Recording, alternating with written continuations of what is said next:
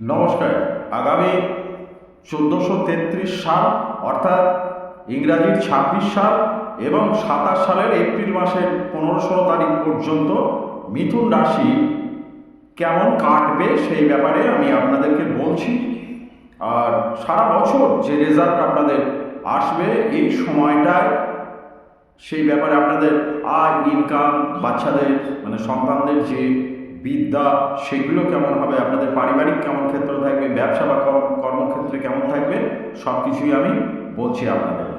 এখানে একটা কথা বলে রেখে দিই, যেটাই আসুক সারা বছরের আপনাদের হিসাব, এই মিথুন রাশি, আপনার রাশির অধিপতি হচ্ছেন বুধ। আপনাদের চিন্তার কিছু নেই। সোম, বুধ, শুক্র সন্ধ্যা 7টা থেকে 11টার মধ্যে সরাসরি আমার সঙ্গে কথা বলতে পারবেন আপনাদের সমস্যা নিয়ে। এর জন্য কোনো রকম চার্জ আপনাদের দিতে হবে না, সম্পূর্ণ বিনামূল্যে আপনারা এই পরামর্শগুলো পাবেন। তাতে আপনাদের এই যে সন্তানেরা মাধ্যমিক উচ্চ মাধ্যমিক পরীক্ষা যারা দিয়েছে রেজাল্ট বার হবে, তারা কোন বিষয়ে গেলে পারে তাদের পড়াশোনা ভালো হবে, চাকরি বাকরি বা কর্মক্ষেত্র ভালো হবে, এই ব্যাপারেও পরামর্শ পেতে পারেন। কোনো চিন্তার কারণ নেই। এবার মিথুন রাশির এই যে সময়টা আমি বললাম, এই যে একটা বছর কেমন যাবে সেইটা আমি বলি।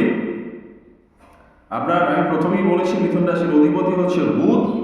আপনাদের আর্থিক ক্ষেত্র শুভ, কর্মক্ষেত্রে কিছু সমস্যা থাকবে, ভয়ভীতির পরিবেশ স্বাভাবিক থাকার চেষ্টা করবেন। কোনো ভয়ভীতির যদি পরিবেশ কোথাও সৃষ্টি হয় এবছর একটু স্বাভাবিক থাকার চেষ্টা করবেন, তাতেই সেটা কেটে যাবে।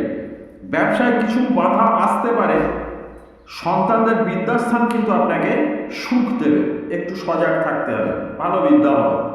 স্বামী স্ত্রীর স্বাস্থ্য ভালো যাবে, তবে আপনার পিতামাতার শরীরের প্রতি সজাগ থাকা দরকার।